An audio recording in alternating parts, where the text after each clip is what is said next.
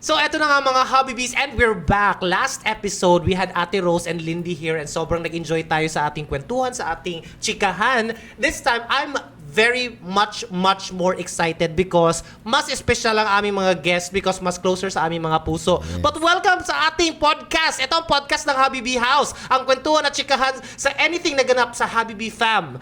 Please welcome our guests, Kirsty and Rappy, to our podcast called... Ikaw na to! Ikaw na to!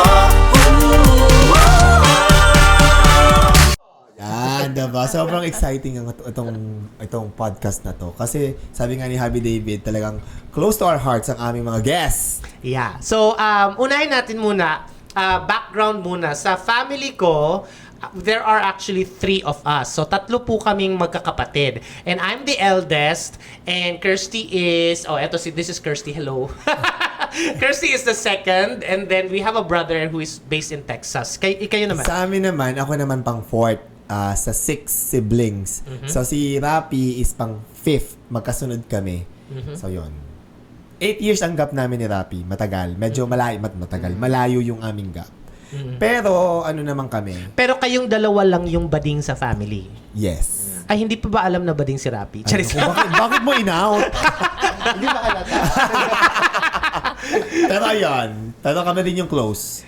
Sobrang happy namin actually because biglaan tong podcast na to. Hindi nila alam na magpo-podcast today. Si Rappy, kakarating lang niya the other day from Guernsey, from the UK. And then si Kirsty is here in Manila because she's flying abroad din to Switzerland. But she's based in Siargao. What do you do now for a living? What do I do now for a living? Oh madami, I'm sure. Ang dami.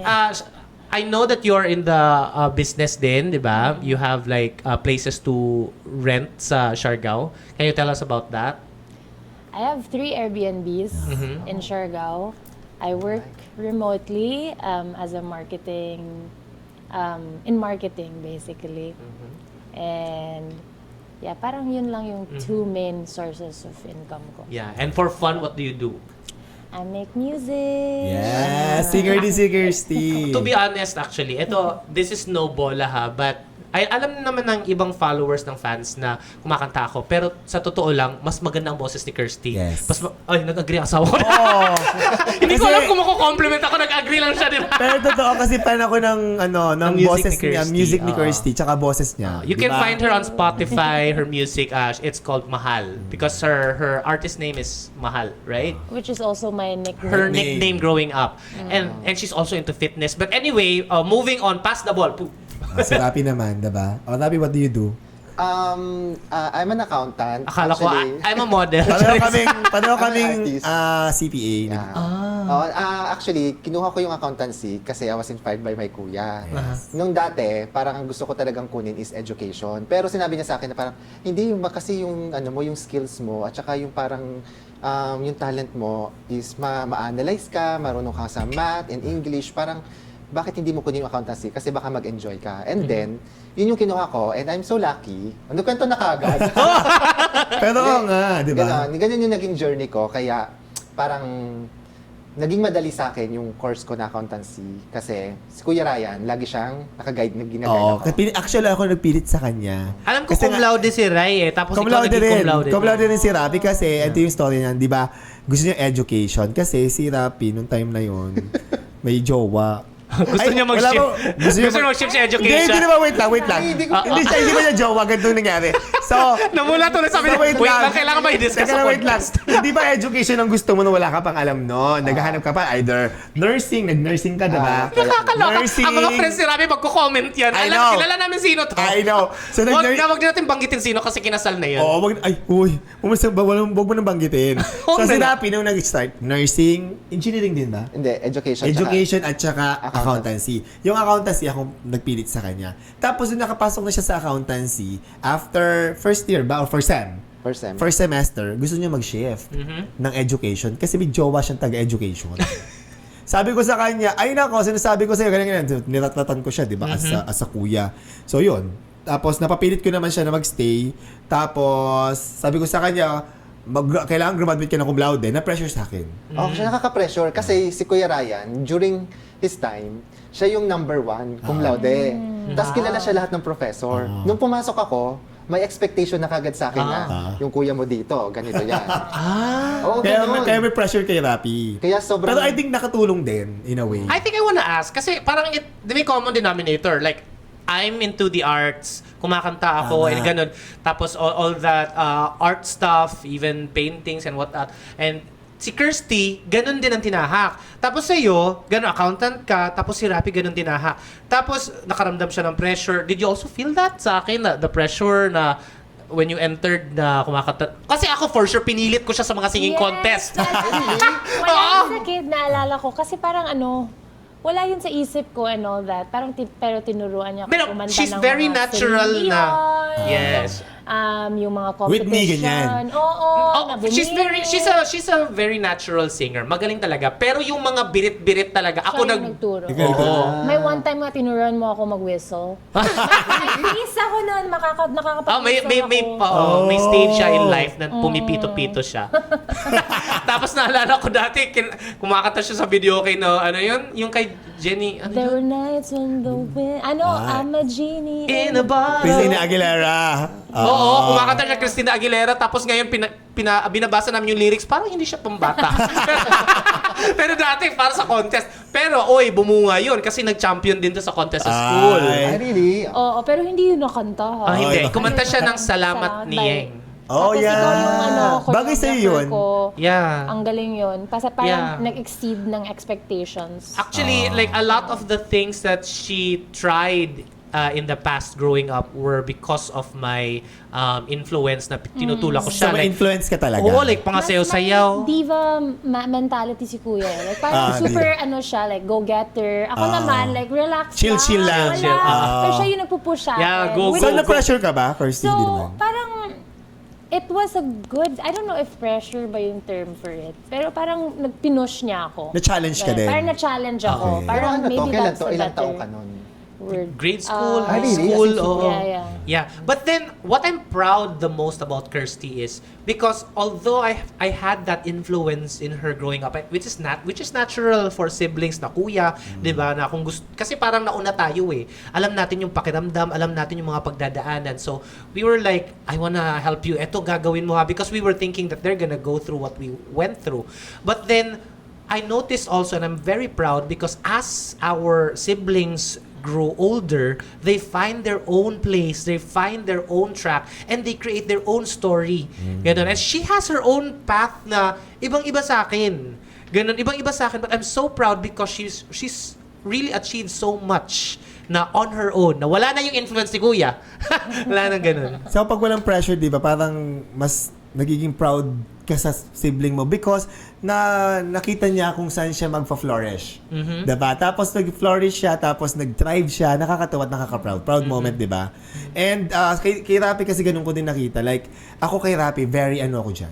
Sobrang lagi ko siyang ginaguide na dapat dito ka, dapat ganyan ka. Kasi remember mo na gusto kong accounting firm, like big accounting firm na hindi ko naranasan because sa mga accountant kasi medyo medyo mababa ang starting. O medyo hindi ka masyado kikita ng malaki kapag nasa accounting firm ka kasi stepping stone usually. Pero sabi ko, dahil hindi ko yung naranasan yun, pinush ko si Rapi na mag-auditing firm. Auditing firm, di ba? So, nakapasok siya. Kaya very proud ako sa kanya. Pero ako yung nagpupush sa kanya. Actually, wala akong plan mag-auditing firm noon. Kasi nga parang ayoko mag-overtime, parang ayoko ng parang pressure, parang napagod na ako nung college at saka nung board exam. Tapos siya, lagi niya, hindi. At may specific siya na Dapat doon ka dapat sa dito SGV ka, Yun ang gusto EY. niya. Yun ang gusto niya, SGV. Kaya ako, wala akong magawa, nag-take ako. Tapos, hindi ako sure kung makakapasa ako no kasi ang hirap talaga ng exam. And, ewan ko, bigla na lang ako nakapasa. And, nung una, if na-remember mo, bago pa ako mag-take ng exam, bago pa ako mag-take ng board exam, pinag-exam na kami ng SGV. Yes. Tapos, pumasa ako doon. Tapos pinapabalik nila ako for interview. Ay ako, parang ayoko kasi hindi pa nga ako CPA. Ayoko muna ng ganyan-ganyan. So hindi ko siya tinanggap. Nagpaalam ako sa kanya na ayoko, parang wag nating ipilit kasi mape-pressure ako. Tapos, natapos na yung recruitment ng SJV, hindi ako binalikan. Tapos, biglang sinabi nung HR sa akin, ang ginawa daw niya, kailangan lang daw ng isa. May isang nag-back out, tapos kailangan ng isang staff. Out of sa lahat ng nag-no show, binunot lang daw niya yung ano ko. Tapos, Ay, naburot lang pangalan mo. nabulit lang yung Oo, pangalan di ba? ko. Kaya parang Destiny. last minute akong tinawagan. Ay, grabe. Hindi ko alam yun. Actually, I didn't know that story. Swerte. Kaya sobrang nung nakapasok ko doon, siya kagad una kong tinawagan. Sinabihan ko siya na parang, kuya, nakapasok ako. Sana. Tantawa ako nun kasi proud na proud ako. Proud kuya, di ba? Okay. So, yun. To keep it light, Rai gets to ask a question to Kirsty about our relationship, and then I get to ask din about you too. I'll throw the first question. Ikaw na lang. Rapi, what is the most memorable, so hindi makakalimutan na funny moment you have with Rai growing up? Yung funny kasi, ano ba yung funny natin? Hindi mo alam yun. Kasi ano, di ba 8 years yung gap namin. Honestly, parang hindi kami masyadong close ni Kuya Ryan nung bata tayo. Kasi ang mas close ko, si EJ Boy or si Uncle. Kasi kami yung mas malapit. Tapos silang dalawa ni Kuya Dabi, yung mas close. Pero yung funny siguro is, kasi iba yung group ng yung barkada niya sa barkada ko eh. Tapos pag nakikita ko silang magkasama, parang natawa lang ako no last time is naalala mo yung umakyat kayo sa puno. Tapos parang naglalaro-laro sila doon sa sangayan taas no. Tapos may kasama siyang girl. Nalimutan ko yung name eh. Pero tapos parang gano'n. Biglang bumagsak. Kasi bumagsak Nalaglag talaga ako. no. Yung puno. Nalaglag yung natanggal yung nanalagyan Yung sanga. Sa laglag sila. Tapos ewan ko ano nangyari sa'yo no. Hindi ko na matandaan, pero alam ko yung kapitbahay natin yun, di ba? Oo. Sa may tapat ng bahay natin. Pero natandaan ko na nabalian ako noon. Oh no. Pero nakakatawa siya sa akin. Kasi bata siya noon. Iba yung perspective niya. Kaya naaalala niya na balian siya, malungkot yun. Pero sa'yo nakakatawa. Kasi I think that's because of innocence, di ba? Like, kasi batang-bata pa si Rapi noon. Hindi ka pa yata nag-aaral ka na ba doon? Baka mga 5 or 6 years old ka siguro. Kasi ano pa ako noon high school yata ako, mga second year high school, ganun. Core memory ka talaga siya. Core memory niya kasi May nakita niya ako. kasama kang babae? Mga kalaro namin. Okay. Diba? Clarify ni Kirsty kasi curious yan si Kirsty. Nagka-girlfriend ka ba before? Ay, no, hindi talaga. Hindi pa ako nagkakaroon ng girlfriend ever. Ikaw Hindi din, talaga. Rapi, hindi nagka-girlfriend? Hindi rin. Wala, legit Yeah. badig talaga sila ever since the world Pero alam mo began. yung question mo, wala talaga akong maalala ng funny moment kasi nga, ang laki ng gap namin ni Rapi. Parang ang hirap magkaroon ng funny moment. Growing up like, childhood, wala. Kasi nga, nagkausugo kami funny moment, medyo So, mature kailan na kami. kayo naging close? Actually, Nung nag-college na ako, nag-college si Rapi. doon kami parang mas naging Oo, nag-communicate. kasi nung graduate si Rapi ng high school, doon ko siya pinush na mag-accounting. Diba? Tapos binigyan ko siya ng mga libro. Kaya kayo nag-close kasi nag-same na kayo na linya. Actually, accounting na. even before that, nung sinasabi ko na sa kanya mag-accountancy, tapos nung nakapasa na siya, doon ko na siya start tinutukan na. Binigyan ko siya ng mga libro. Tapos basahin mo to, basahin mo. Kailangan, hindi pa nag-start ang class. Pinagbabasa ko na siya ng libro. Kailangan advance siya. Parang ano noon. Para ako nanay, di ba? Ganon. Bakasyon ko, pinag-aaral Tapos doon kami ako. naging close kasi naging pareho na kami ng accounting. Tapos, yun na, magbaband kami, may mga questions, tinutulungan ko siya, mga ganun. Okay. Ganon. So, ako naman magkatanong sa inyo. Okay, go. So, sa inyo Kirsty. na naman, Kirsty, ano naman yung hindi mo malilimutan na ginawa sa'yo ni David na nakakahiya? Alam mo na. Yung hindi yung nakakahiya, ha? Pili ko kasi bully to sa'yo eh. Yeah, super. So, ano yung hindi mo makakalimutan? Sobra dami. I mean, there's two things that come to mind para sa akin. Una, yung bata pa ako na you pretended na gumawa siya ng naghalo siya, pumunta siya sa kusina, naghalo siya ng ketchup Okay. at saka ng toyo, ewan ko ano yun. Tapos nilagay niya sa bibig niya. Tapos tumakbo siya sa akin, sabi niya in Bisaya, "Ate, akong gikaon si Junjun." Yung pinsan ko. namin na kapitbahay namin, Kinain sabi ko, kinain ko kasi vampire ako. Ganon ako sa kanya. Eh, di ba yung bata mapagpaniwala? O so sabi ko sa kanya, "Ate, because ikaw di ba fairy ka? Oh, fairy siya. Kung ako, sabi ko sa action pa, kung ako vampire ako, kinain ko si Junjun. Ikaw fairy ka, kailangan kumain ka din ng mga halaman." Pero babe, kasi bata Tapos, ako. kumain ka. Oo, pumunta siya sa labas ng bahay. Naghanap siya ng mga dahon at bulaklak. Kinain niya, tapos pumunta siya sa akin, "Kuya, kinain ko." Ay, grabe. Oh my God. After that, I was staring at the mirror for like a couple minutes, nag-aantay na yung ears ko Magiging parang sa duwende, sa elf. Nakakaloka. Ganun. Super supportive ako sa kanya, pinupush ka. Pero ako din yung number 1 bully niya. Grabe. Ginawa mo kay Kirsty yun. Ay, kailan mo na-realize na niloloko ka lang pala? Paglaki ko na. Talaga? So, niniwala ka talaga. Nakakaloka. Okay, kami naman. You guys get to throw a question. Rapi gets to throw a question to me. And then Kirsty, a question for Rai. Sige. Ako medyo serious yung itatanong ko. Okay. Kasi kami ni Kuya Ryan, parang hindi na kami nag-aminan about our gender. Totoo? Oo, kasi accepted kami. Hindi na nag-aminan because alam na. Alam na. So, hindi na kailangan pag-usapan. Ikaw nag-open ka ba kay Kirsty or anyone from your sibling about your Sexuality. Ang hirap sagutin. Did I come out to you? No, di ba? Parang, kasi we had a small house, so And a very religious one. Oh, very Yeah, conservative so actually. parang whatever issues, naririnig namin. So, I think that time na nung nag-open up ka kay mama, I think I heard it. So, parang as a kid, Really? I didn't know this parang perspective that as a you kid, heard it. I never really thought of like being gay as bad. Kasi para for me, like, Kuya's normal. He's like being himself. So, there was nothing wrong about it. Interesting, the story with Mama kasi when I came out to Mama, it wasn't like, Ma, I'm gay, no.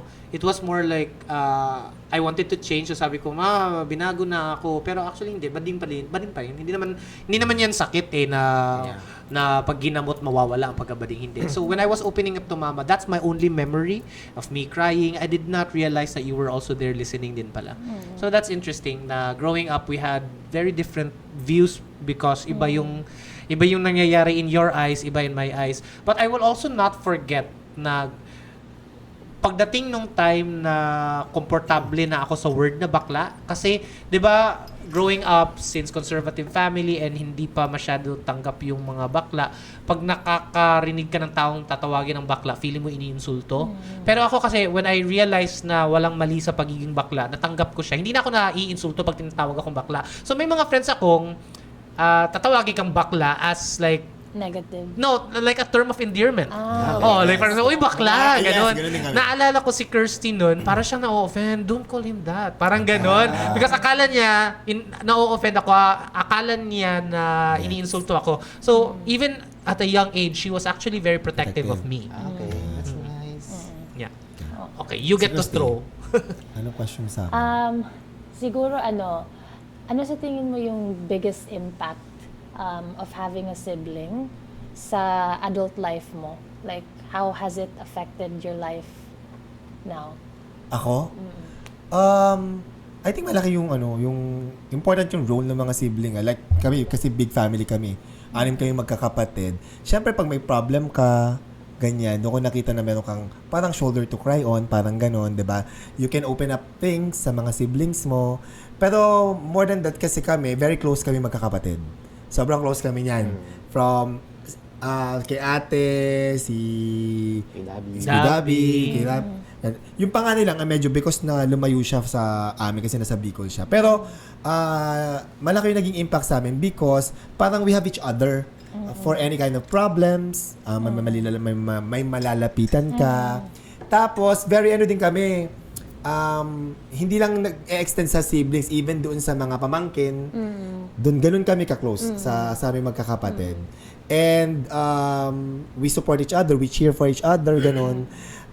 Ako, na-remember ko talaga, like, medyo nakakatawa yung story because medyo may pagka-social climber ako nung college ako. When I say social climber, parang, kasi di ba, uso ng cellphone, di ba? So may cellphone na mga 8250, 3310, mga ganyan, 'di ba? Mga 'di ba yung mga 3210 ganyan.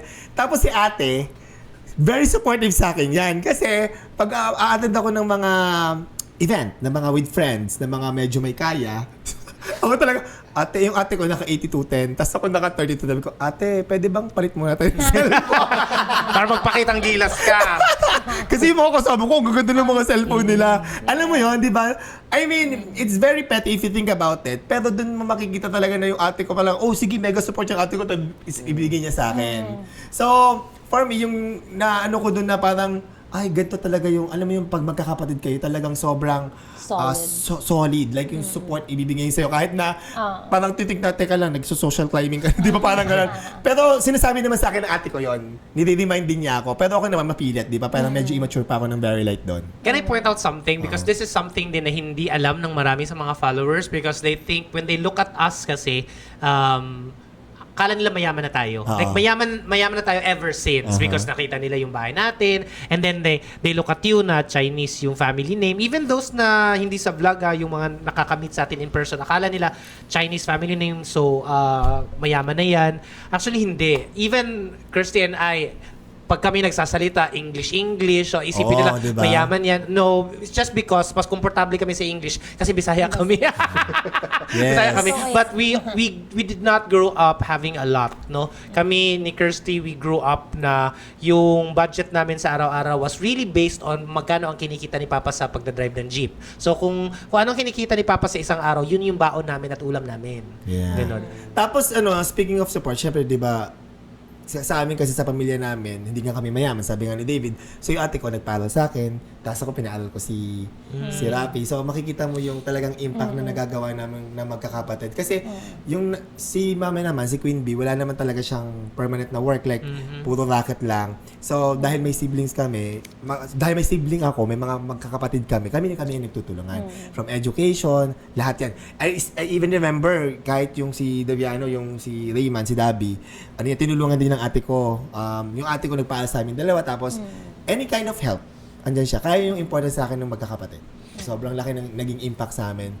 Parang for me kasi nung pinag-aral ako ng kapatid ko, parang I paid forward, pinag-aral ko naman si Rapi. One of the, right now, the sad thing na about family na naiisip ko lagi is, hindi ko na maibabalik yung katulad dati na laging magkasama sa isang bahay. And even if we wanted to, that would be nice. Pero hindi na magawa because sobrang layo na namin nakatira. Like Ken is in Texas, she's in Siargao. And then, even if we plan like our holidays, hindi na talaga magiging pareho dati because wala na si Papa din. Papa died already 2015. So parang hindi na, you wanna go back to those times, the simpler times na magpasko kayong may kahandaan na kompleto, hindi na talaga same. Ganon. And as Kasi much kanya-kanya as tayong mga buhay eh. yes, exactly. As Diba? much as we want to, but we have different lives. Tapos nagkaroon na ako ng sarili kong may asawa na ako. Si Kirsty has her own business going on in Siargao na hindi na natin basta-basta iwan lang na because gusto lang natin makita-kita. Hindi na siya ganun. And I think that's just reality in life, and I think a lot of us can relate to that. So that's why every moment na we get na makasama ang family, as much as we can, we maximize it. Diba? Basta may opportunity, ginagrab natin yan. Like may mga special event, occasion, diba? As much as we can, talagang mag-a-attend kami. Pero kagandahan ngayon kasi even if magkakalayo, like sa amin din sa case din namin, ang dami namin, may isa sa Japan, may Bicol, tapos meron kaming group chat, diba? So there's a GC na, and even for example, matagal kayo hindi nagkikita, tapos nagkita kayo in person, ganun pa din naman, nothing has changed, diba? So, yun ang pinakang-importante. Yung bond is still there. At saka, balik lang ako doon sa point mo, David, na i-cherish nyo yung moment na magkakasama kayo. Kasi hindi nyo malalaman na ito na pala yung last na magkakasama kayo. And na-realize ko siya nung bata pa lang ako, naalala ko lang, maliit lang kasi bahay natin, di ba? Doon ako natutulog, isang kwarto lang kami. Natutulog ako kasama yung sina mama at saka stepdad ko. Tapos na Kuya Ryan, doon sila sa labas. Sa labas kami. Sa labas Sa banig may ako. banig, tapos may folding bed, tapos merong nasa sofa. Yan. Tapos naalala ko doon, naiinis ako kasi nga, marami kami, ilan lang yung unan. May mga time na ako yung laging walang unan. So parang naiinis ako pag nandito sila, may mga sila sa kanilang unan. Ako yung nakakawawa kasi ako yung parang bunso ko. Si EJ Boy naman, baby pa noon. Tapos, pero one time, bigla na lang parang, ang dami ko na palang unan na ginagamit. And then, doon ko na-realize na parang, hindi na kami nakukompleto. Ang ganda nun. That's Diba? Yeah. Parang from walang unan, tapos may bilang dumami. touching. Nagiging nostalgic ako ngayon sa mga ganyan na memories. Alam mo, the reason I asked, kasi may parang, I read an article na nagsabi na, if you have siblings daw, parang yun yung pinaka-best way to work on your social skills or build meaningful relationships. Like in my case, Kasi like what Kuya said, hindi na kami parating nagsasama. I have my own sets of friends. And yung na-realize ko ngayon with my friends, parang minsan when I hang out with them or the relationships I build with them, it reminds me of my siblings nung bata pa kami. Yes. And parang, Oh, yeah. parang Same. it like, parang testing pala yung when you have siblings. Oh, And then in the real nice. world, you do it with Yeah. your friends or with people around you or the people you make relationships with. I agree. Parang Tagalogin natin, ha? Parang nahun yung personality, parang naging hindi mas stepping stone, but yung experience mo with Parang that. training yung Training. yung paano ka makihalubilo sa siblings mo. Yun yung training mo kung paano ka makihalubilo sa Sa tunay na ibang tao. buhay sa labas ng bahay. Ganun. Because yeah, that's true because I think actually, ilang beses to pumapasok sa isip ko. Si Kirsty kasi laging naaalala ko pag binibihisan ko si Lindy. Oo. Because para ganun si Kirsty growing up. I really like to dress her up. Inaayusan ko yung buhok niya, kukulutin ko yung buhok niya. Makeup. Oo, makeup. Tapos Siya pagdating niya sa yung school, gagawin yung mga teachers na, sino nagkulot ng buhok mo? Tapos ako, hindi pa ako out na bakla, di ba? Sama-sama ko. Gusto ko kinikindatan ko, huwag mo sabihin ako. Tapos siya since bata, sobrang honest si Kuya. Si Kuya. So alam na lahat na kinulutan ka ng kuya mo. And then may time na kinot niya yung eyebrows ko. Inahitan. Tapos yung classmate ko, siya, kinat mo yung eyebrows mo, no?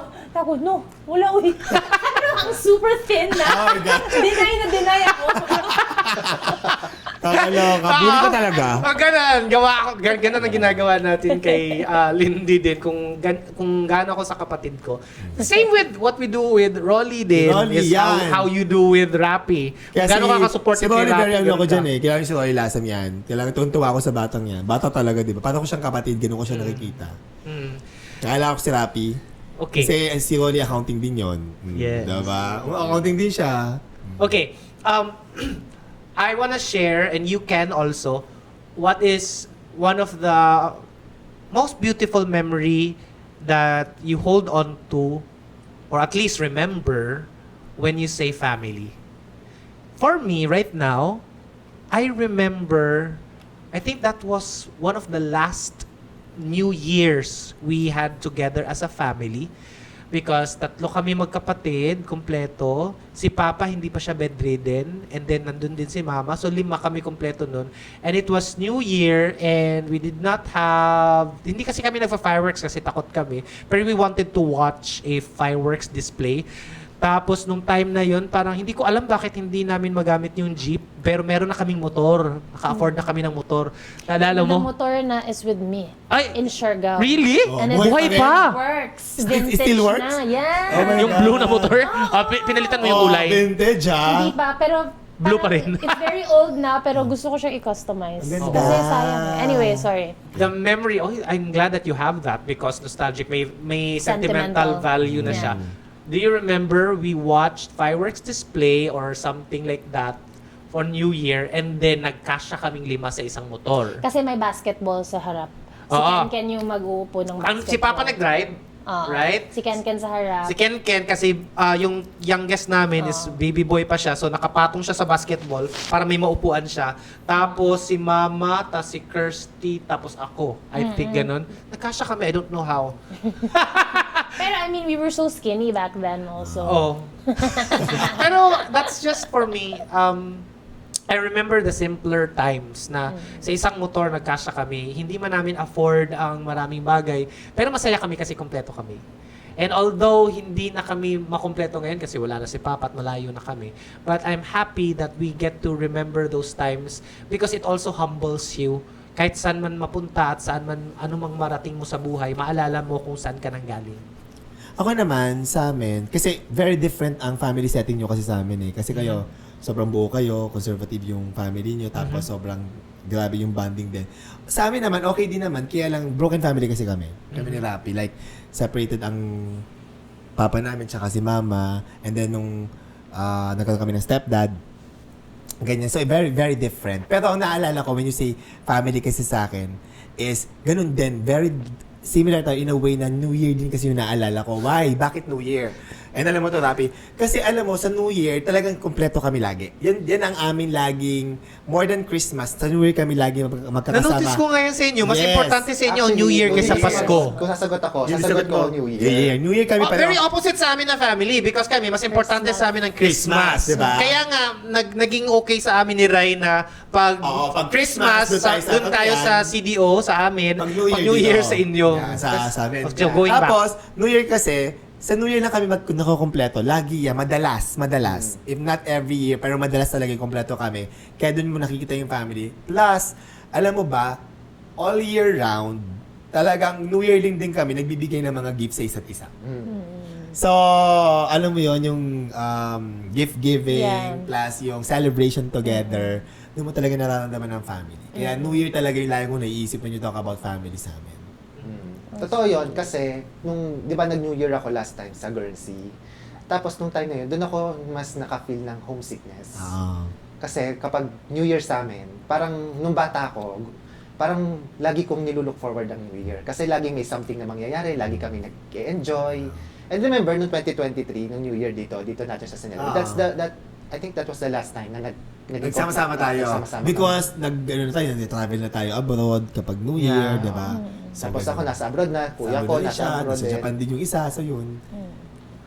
Christmas is, I think, ngayon ko palang na-realize, no, na since sobrang importante sa family namin na kompleto kaming Christmas, kasi yun yung mas importante nga sa amin more than New Year. Ngayon ko na-realize bakit dati, sobrang favorite ko yung Christmas. Ngayon, lagi akong kinakabahan pag Christmas na. And then I realized because alam ko pag Christmas hindi kami kompleto. Papa will never be there in person anymore. And Ken will have a hard time coming home kasi nasa Texas, mga ganun. So yeah. Sa akin naman, I mean, a lot of memories come to mind. Pero yung pinaka parang favorite ko is, it was not, walang occasion, nasa ano lang, parang I think we all slept in one bed, in Mama and Papa's room. And we all fit. And parang, I just miss that feeling na sobrang close kayo, that you guys just sleep in one bed. And tapos, nag-play with each other. I think may photo pa dun na we played with Papa's face na parang ginano natin. I think we have that picture, Last pero I think picture. nagkasakit na si Papa niya, no? No, parang okay pa siya dyan. Oo, pero parang ano lang, yung colon ata. Di ako sure. So yun, parang ano, it's very, nakakamiss. Lalo na ngayon na adults na tayo and we sleep in one bed. Mga ganun na, si Mama, she sleeps in one bed, I sleep in one bed. And parang, it's a bit more individualistic now, yung buhay. I speak from my experience also kasi iba yung lifestyle ko din sa Siargao. Pero yun, that's what I miss. I understand. And also, that's why also parang hindi ako agree sa mga against sa same-sex relationships like Rai and I because meron ako nabasa online, hindi ko babanggitin sino, pero parang sa kanya hindi naman kayo tunay na mag-asawa kasi hindi kayo lalaki at babae o hindi naman kayo tunay nagmamahalan because mga bakla naman kayo. But what you don't know is wala na ang family ko nagsasama lagi because yun nga, sabi ni Kirsty, we have individual lives. But now, with Rai, I find home. So, kahit sabihin mo na hindi kayo nag-agree sa amin, pero what we have ni Rai, we find family in each other. Rai is my family already. So, kahit malayo ko sa family ko, I find home. So, I feel at home every time magkasama kami. Like, kahit kami lang dalawa sa kwarto, ganun. And I will always remind David na tandaan mo, ikaw na immediate family ko. Sinasabi ko sa kanya lagi yun. I love you. Diba? I love you too. O, kiss na. Partihan, diba? Pero totoo yun. Kasi kung hindi man kami pamilya sa tingin ng ibang tao or mag-asawa, pero ang importante yung how we look at each other. Parang ano ba kami? Yes. Yun yung pinaka-importante, di ba?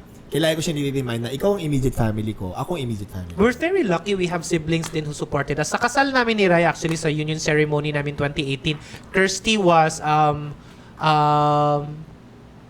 ano nga si Kirsty nun? Maid of honor. And then, Rappy was best man. Right? Best man. Best man. Ganun. Ganun, diba? Yeah. Ikaw, how do you remember family? When you say family, anong mga best memories mo? Actually, same kami ng kuya ko nga. Bawal ulitin. Dapat no copying. No copy-paste. Oh my God. Kasi talaga, pag sinabi kong family, ang una talagang pumapasok talaga yung New Year. Wala talaga feeling Ganun ko kasi kasi talaga. same talaga kami. Kasi ako, nung bata ako, pag sinabi mong New Year, parang doon na yung pinakamasayang moment ng year ko. Parang ganun ko lagi siya nilulook forward. Parang pag sinabi mong New Year sa amin, parang makukompleto kami, maghahanda si mama, magluluto. And parang yung time na yon, parang hindi magiging masaya ang taon kapag hindi nag-New Year. Parang Yun ganun. na talaga ang core memory sa amin, sa family namin. May ask ako question. It's a little bit sensitive, so if you're comfortable asking, if you're comfortable answering, okay lang. If not, we can move on. But you're talking about family na in the later years na with your stepfather, ganun. May memory ba kayo na kumpleto kayo with your birth father, your biological father, yung Chinese? Ako wala kasi Wala. 2 years old ako. Bata pa si... 2 years old ako nung naghiwalay sila. So Ako kasi, 10 years old ako nung naghiwalay si mama at saka yung... So wala kang memory tatay ko. nun? Wala akong memory. Ang memory ko lang talaga niyan, sa totoo lang, nung wala pa si Rapi sa picture, is yung mga Chinese relatives namin pumupunta sa house namin. Pero kami as a family, wala akong ma-recall na, for example, any event na magkakasama kami or what. Wala eh. Mas na aalala ko pa yung pag sa school, mga activities ganon. Pero on family, wala ako masyadong maalala. I think 10 years old there's a pa lang ako. lesson. I think there's a lesson to pick up here because yes, you have your biological father, but then you also have your stepfather and then yung stepbrother niyo si Boy or si uncle, and then you also call that your family. Ako, I have my immediate family, but then as I grew older and nag-asawa ako, nandiyan kami ni Rai, I also call him now. He's now my immediate family. I think the lesson I can pick up from that is how family and how we define family actually evolves.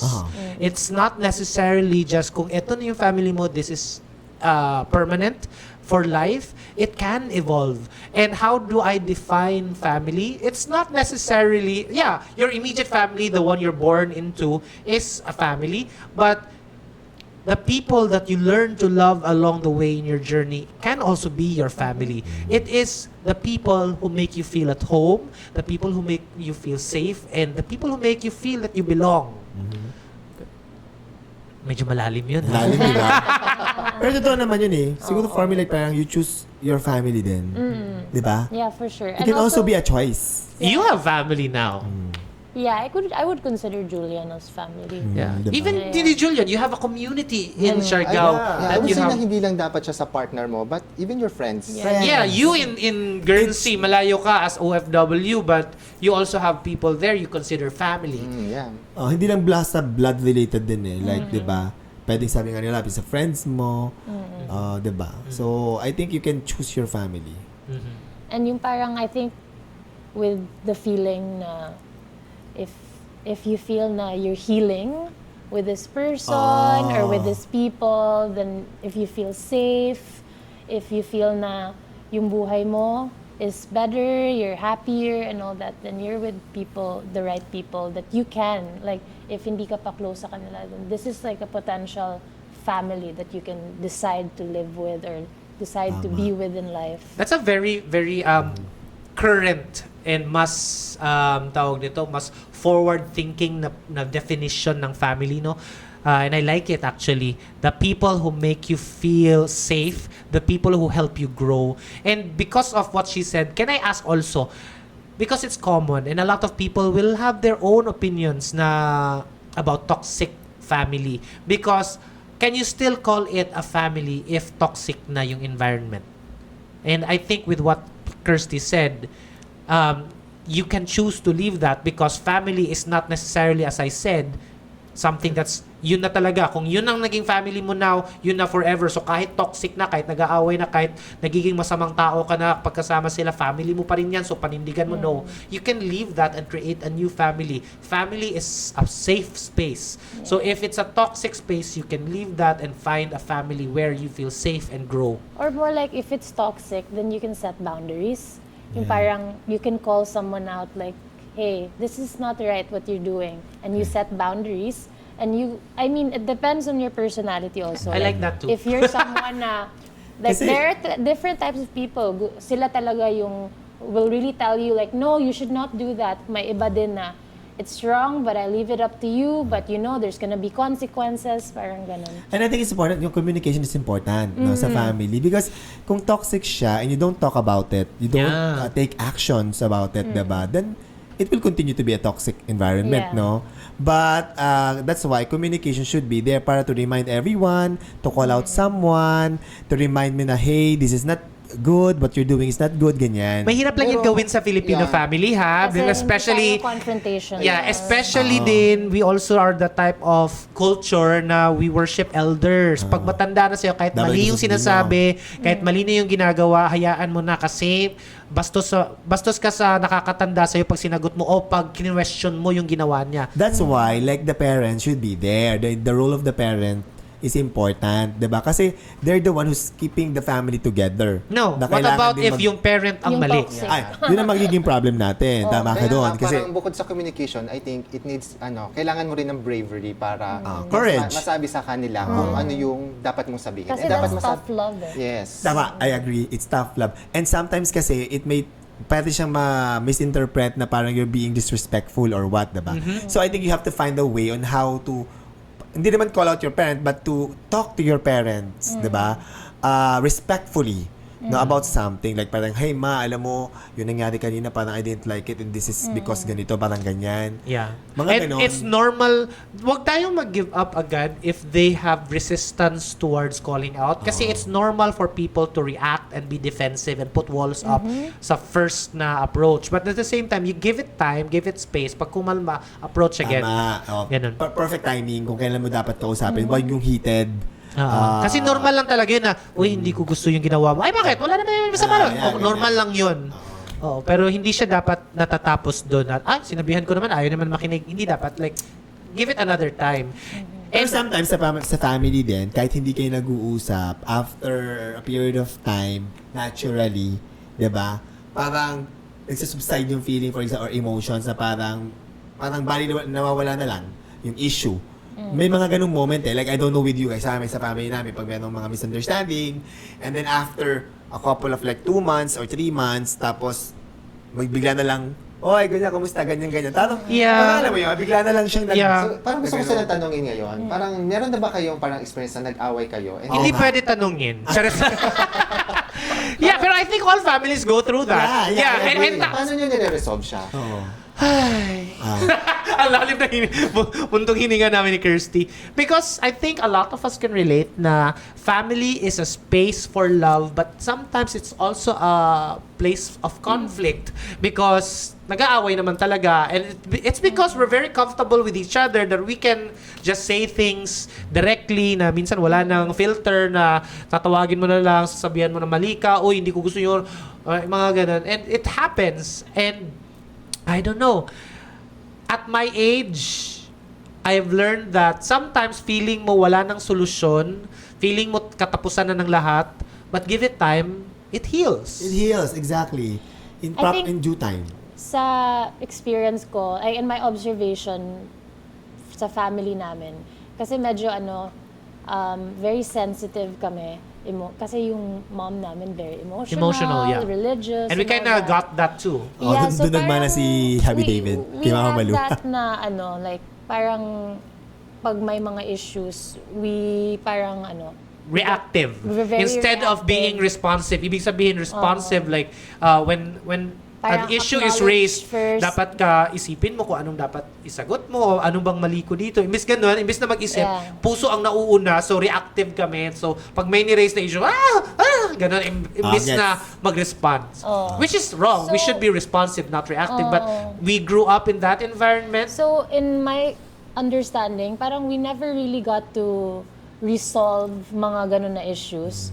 Pero it was resolved somehow when we grew up. Like when we grew older, na as we got wiser, we kind of understood. Kasi we had to teach ourselves mga skills or manners or emotional maturity in life na, ganito pala pag-regulate ng emotions and all that.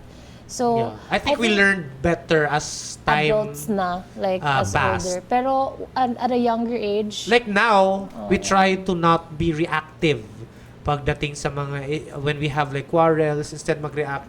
Pause muna, wag ka munang sumagot. Tapos pag kumalma ka na, isipin mo muna kung anong isasagot. Ganun. Kami din minsan, like ako, I chose to not, sometimes hindi ako nagsasalita. I chose not to speak. And I think that's also a problem. No, sabi ko nga, from a communication standpoint na, teka lang, bakit ayaw mong sabihin yung gusto mong sabihin? For example, para lang ma-resolve ang issue. Sometimes kasi I feel like meron akong perception na pag magsasalita ako, baka malalong lumaki. May ganun ako minsan na. Like, personally ako yun. Kaya sometimes, hindi ko na lang sinasabi kung ano yung issue. I chose to not to speak or medyo nagiging cold ako. And nararamdaman nila yon pag nakikita nila ang cold, ganyan. Pero, after a few weeks or so, or months, diba? Bumabalik din naman. So, alam mo yun. So, Parang ano yun, no? Parang nangyayari sa atin is, pag nag-aaway tayo, parang matagal hindi mag-uusap. Tapos parang bigla na lang mag-uusap. And parang, Wala nangyari. nakalimutan ganun na lang. natin. Yeah. ganun. Ganun din naman kami. Ganun. Like, a lot of people look at us, especially sa vlogs, they only see a part of our lives and they see it like sobrang happy lagi. They don't see that we also have quarrels. We also have, like for example, my mom and I had a period na hindi kami nag-uusap. Hindi nila nakikita yan sa vlog. Because we don't want to expose it.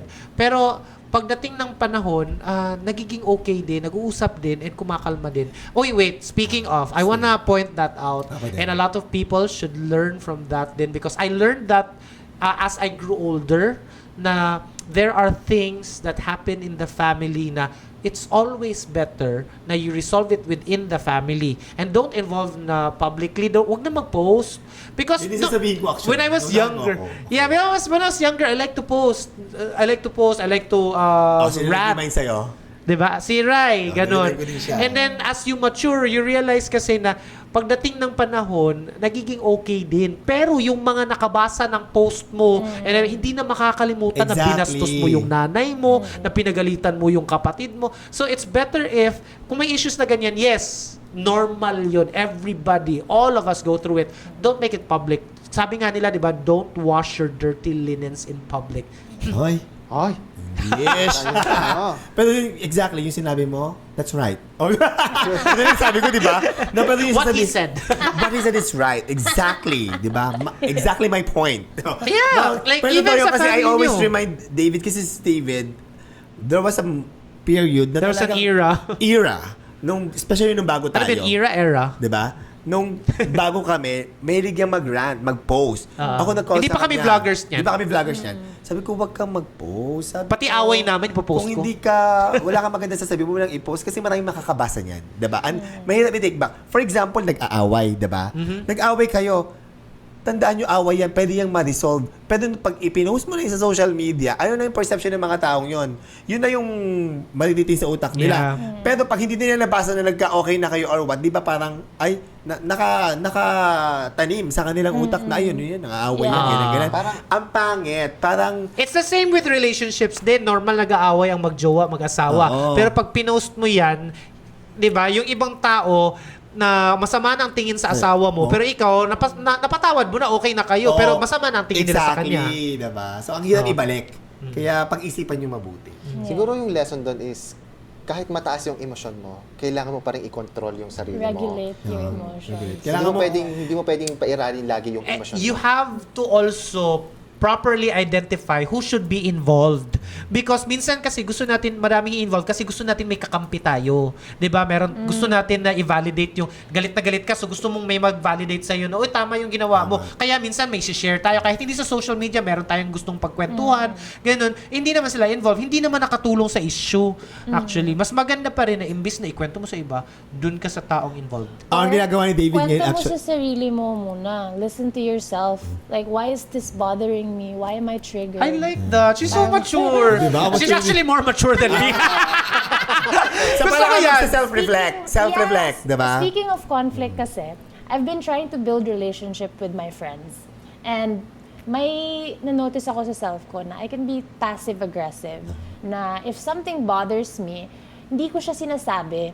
And I feel like it's affected my friendships kasi some of them parang hindi nag-grow kasi I'm not honest with them. So, there's this one time, it actually happened this morning.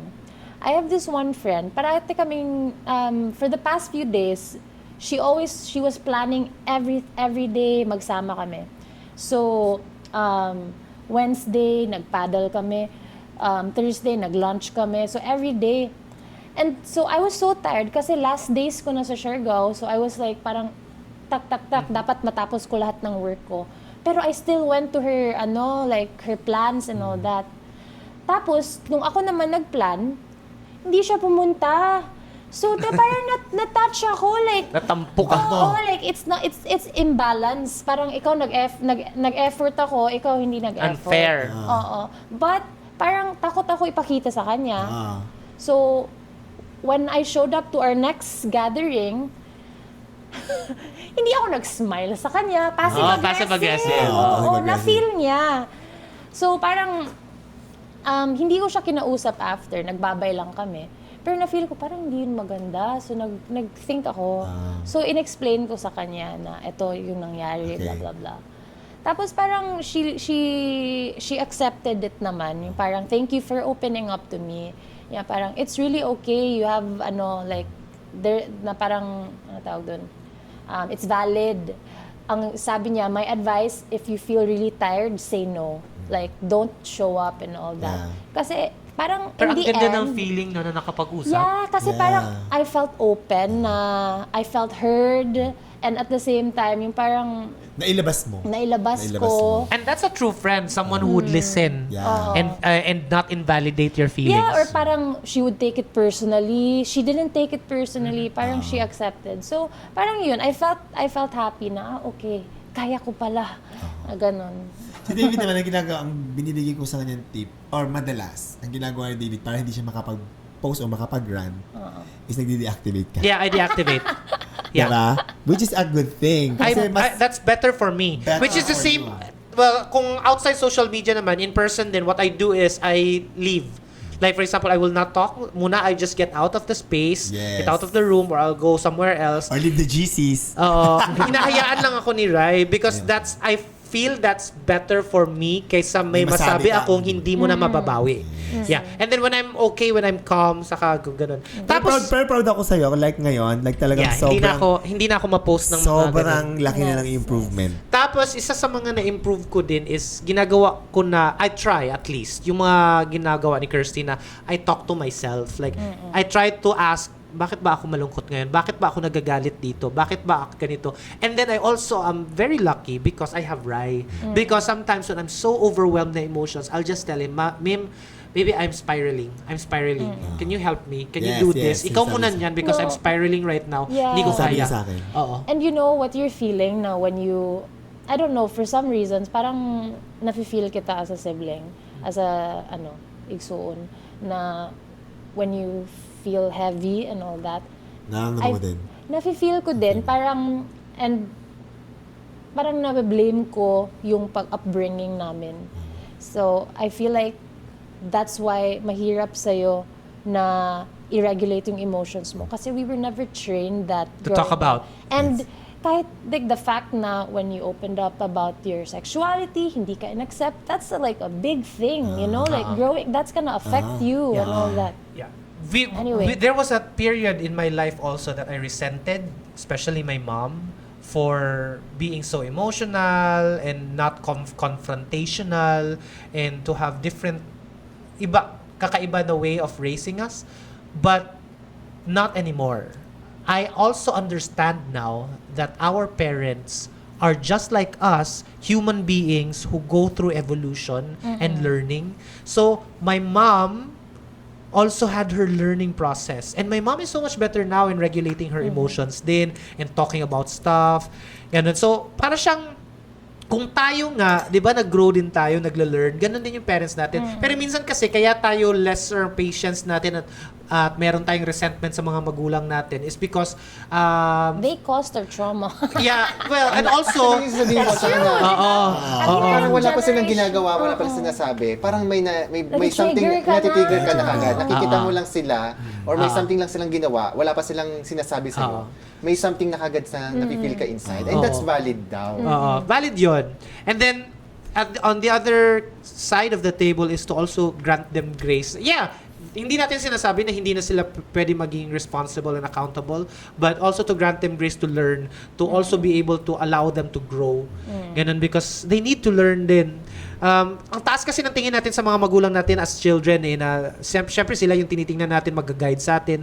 So, as when we grow older and realize na maraming mali sa mga ginawa nila, parang nagre-resent tayo. But then I look back and realize my mom was doing her best. Yeah. She was doing her best to survive, and she was doing her best to raise us the best way she can on what she thought was right. Now growing older, now she's learning and she realized na may mga hindi pala tama, and she's trying to correct that, and I appreciate her for that, and I acknowledge her for that.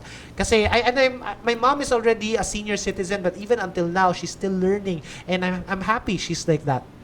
That's a very mature thing to say. I'm so proud of you. Ako masasabi ko lang is mag-spend ng maraming time sa parents habang buhay pa sila. Kasi, one of the reasons kung bakit ako umuwi, medyo morbid lang yung reasons ko. Pero may nagsabi kasi sa akin na, imagine my mom is already 70 years old. What if 10 years na lang siya mabubuhay? And nasa abroad ako. Kung nasa abroad ako, kung hindi ako uwi ng isang taon, 1 year yung hindi ko siya nakasama or nakita. So kapag umuwi ako, kung bibilangin mo, say for instance, 1 week or 2 weeks ko lang siya makakasama, kung in span of 10 years, parang less than 1 year ko na lang siya makikita pala. Kaya as much as possible, kung kaya kong umuwi ako kasi hindi mo na mababalik yung time eh. Sayang, parang habang nandyan, grab mo na yung opportunity. Yeah, that's beautiful. And you know what they say na, di ba? Like, our parents, they teach us when we were kids. Pero ngayon na we're older, we're actually also teaching them. That's why we're more patient.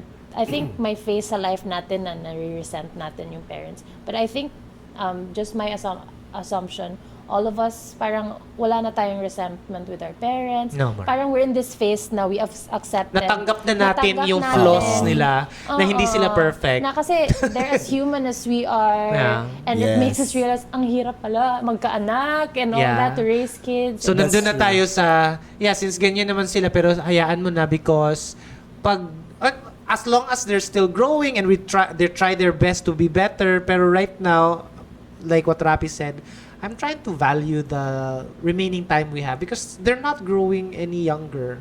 So we Yes. don't know if next week or tomorrow, wala na sila. Kaya ako, like, ang pinaprioritize ko ngayon when it comes to my mom is really para ma-experience niya yung mga bagay na masasaya. Yung mga bagay na hindi niya na-experience before, pinapa-experience ko sa kanya. That's so sweet. Diba, like, sinama natin sa Europe kasi never pa nakapunta si mama doon. Same. That was my reason. Diba? Yeah. Like, celebration ng birthdays, Yeah. ganyan. I want her to enjoy her life. Again, may resentment tayo nung bata tayo, pero ngayon, wala na siya. Pero, hindi pa rin nawawala minsan yung tampo mo sa kanila or what. Oo. Meron, nandiyan pa rin siya. Oo. Pero ang sa akin, ang pinaka-priority ko is pa-experience sa kanya yung mga hindi niya naranasan. And I think there is blessing in that. I think there is blessing in that when we honor our parents and we And it goes choose to show to do how good. much, like, how I big your know. heart is. Diba? Like, kung mo 17 na si mama, diba? Like, tapos at 70 years old, may mga bagay na sana na-experience siya nung bata siya na ngayon pa lang niya may experience. Alam mo yun. So, doon ako nagpo-focus ngayon. Parang may nagsabi sa akin no, na lagi tayong may mga, yung parang mga inner child na hindi natin na-achieve before. Pero hindi natin na-realize na yung parents natin, meron din silang mga Yes, correct. na hindi We nila all are children in grown-up clothing, in grown-up skin. But deep inside, we're all just kids, That's making our way through the world. Question lang, Kuya Rai. Bakit, why is it important for you na maranasan ng mom mo yung mga Kasi, ganun na like, I bagay? feel like parang, ako siguro at may situation or status right now, parang I can afford na eh. To give her, to let her experience yung mga bagay na ano. And ginagawa ko siya because, sabi nga ni Rapi, hindi mo alam kung kailan siya pwedeng, kung ilang years na lang siya, diba? Pwede ko sagutin din yan. Ako muna. Kasi hindi ko masasagot. Hindi, I'm gonna answer it for you. Sige. Hindi kasi maaamin yan ni Rai. Pero si Rai kasi, hindi niya mapigilan sarili niya. Galante talaga siya. He's generous. No, but even before, you were always supporting. I was very generous naman talaga. He's generous even to people who take nung wala advantage pa of him eh. masyadong pera. Oo. Gano'n ako ka-generous. Pero this time kasi, Lalo na ngayon na meron ngayon na. kasi, na parang, for me, kaya ko siya ginagawa is because, again, konti na lang yung time ni Mama sa mundo. You wanna make And her happy. kung mapapasaya ko siya, no, sa mga bagay na binibigay ko sa kanya, hindi naman lagi. I mean, baka naman mahal ni Mama. Sabi niya, humingi ako ng kotse, ganyan. Hindi, kung ano lang yung feel ko na parang deserve niya. Pero, diba, tingnan mo, like, after everything, when you get all the money, when you get success, the most important things in life is really family, no? Yeah. Like, to make our family happy, to make the close ones, feel loved or feel seen. Yeah. That's so special. And, medyo mahaba na yung podcast. Yes. Parang ang dami sa mga sanga na. napasarap sa kwentuhan. But I love it. I hope you enjoyed din mga Hobby Bees and all those who are watching this podcast or listening to this podcast. Tell us what you think. Comment down below sa mga Or any opinion recommended nyo. topic. Yeah. And don't forget to follow this channel and click the yellow... Click Click the yellow ba? O ano yan? Click the bell button Click the para bell button updated para kayo updated lagi. kayo. Yan. Yes. So don't forget to subscribe. Yes. Thank you so much and see you next episode po. Again, this is... Ikaw na to!